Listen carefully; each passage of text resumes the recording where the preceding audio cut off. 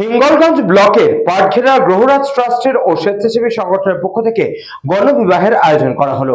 এদিনের এই গণবিবাহতে মোট 15 জন বর ও কনের বিবাহ দেওয়া হয়। পুরোহিত থেকে মন্ত্রপাঠ সমস্ত কিছুই একসঙ্গে হয়। হিঙ্গলগঞ্জ ব্লকের পাটঘেরা গ্রহরাজ ট্রাস্টের ও স্বেচ্ছাসেবী সংগঠনের পক্ষ থেকে এই গণবিবাহের আয়োজন করা হয়।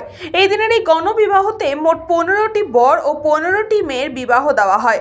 পুরোহিত থেকে মন্ত্রপাঠ সমস্ত কিছুই একসঙ্গে তার রীতি মেনেই উৎসবের মতন করে বিবাহ হয়। এলাকার মানুষ এই গণবিবাহ দেখতে বহু হাজার মানুষ এই পাটঘেরাতে আসেন। এই স্বেচ্ছাসেবী সংগঠনের পক্ষ থেকে বিবাহ অনুষ্ঠানের বিশেষ কিছু জিনিসপত্র প্রদান করা হয়। তা প্রায় 40 রকমের জিনিসপত্র বর বউকে উপহার দেওয়া হয়। তার মধ্যে উল্লেখ্য তাদের সোনার গহনা, খাট, বিছানা থেকে শুরু করে শাড়ি, সিলিং ফ্যান, গরু ও সংসারের সামগ্রী জিনিস এই স্বেচ্ছাসেবী সংগঠনের পক্ষ থেকে নববধূকে তুলে দেওয়া হয়। এর আগেও একাধিক জায়গায় এই স্বেচ্ছাসেবী সংগঠনের পক্ষ থেকে গণবিবাহের আয়োজন করা হয়েছিল।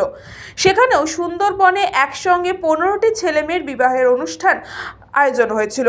শুধু উপহার নয়, তারপর থাকে খাওয়া দাওয়া। যে সংস্থা এই বিয়ের আয়োজন করেছে, এই বিবাহর যে আয়োজনটা করেছে যে সংস্থা, সেই সংস্থাকে খুব ধন্যবাদ জানাই।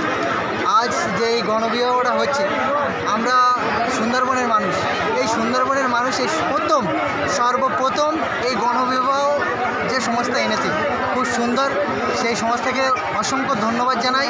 অসম্ভব ভালো লাগছে, অসম্ভব মানুষের ভিড়, সবাই দেখতে আসছে। সবাই এই জিনিসটার ব্যাপারে অনেকে এরকম জানে না যে গণবিবাহ হয় বলে, সবাই এরকম দেখছে। এটা তো মানে সবার কাছে খুব আনন্দের ব্যাপার।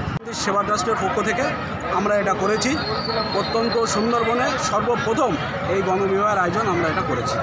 কতজন বর ছিল আর কতজন কনে? 15 কাপেল, 15 জন। প্রথমেই সুন্দর কাছে দরখাস্ত করেছে। আমরা সারা বছরই এরকম সেবা কাজ করে থাকি। তার মধ্যে ওরা আমাদের কাছে এসে দরখাস্ত করেছে। দরখাস্ত করে আমরা এটা ভেবে দেখেছি।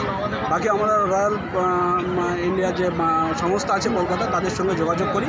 তারা ফান্ড সঞ্চার করার জন্যে তারা ফান্ড দিয়েছে, দিয়ে আমাদের এই কাজটা সম্পন্ন করেছে। সুন্দরবন থেকে সুকান্ত দাসের রিপোর্ট, নিউজ পগো টাইম।